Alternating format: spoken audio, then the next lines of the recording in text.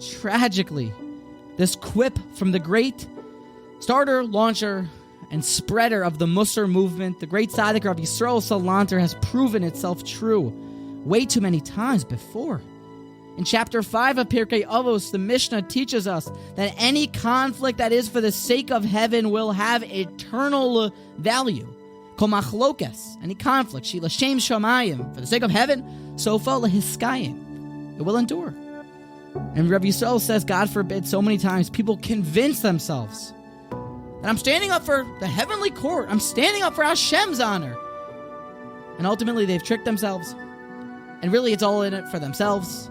But since they think they're doing it for the sake of ruchnis and spirituality, they never give up the fight, and all it does is ceaselessly knock heads with the other side, and both people believe that they're righteous, and all it does is nachschlep everyone down into the Yardei Duma, the pit of death. And they always thought that they were doing it l'shem shamayim. Tragic. How do you know if one is really doing it, really arguing, really questioning for the sake of heaven or not? After all, perhaps our community's futures hang in the balance of this question.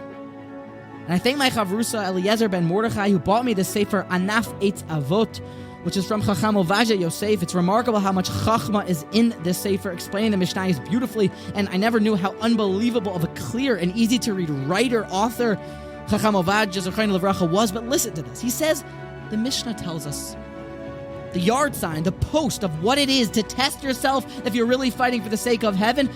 What is an example, says the Mishnah, of someone who's fighting for the sake of heaven? Zumachlokes Hillel and Shamai.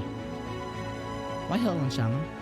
Because the Gemara tells us, says Chacham Ovadiah, that these two great Torah scholars who built yeshivos of extraordinary proportions, we still study Hillel and Shammai's Torah today. There isn't a study hall in the world that doesn't speak their name at least once daily. And they fought vehemently and ferociously about Pshat in the Gemara. The Gemara tells us in Kedushin, they were best friends. They loved each other.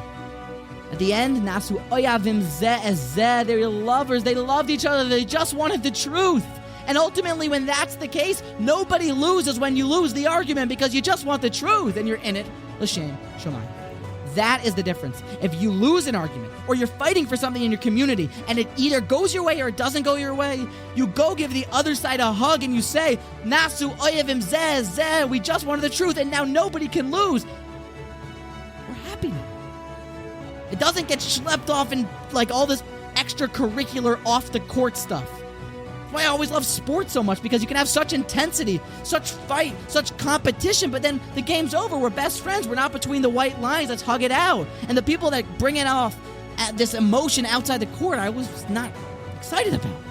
When you're fighting in the base measures, because the pshat matters, because the clarity in the halacha matters, and you're screaming and your face is red.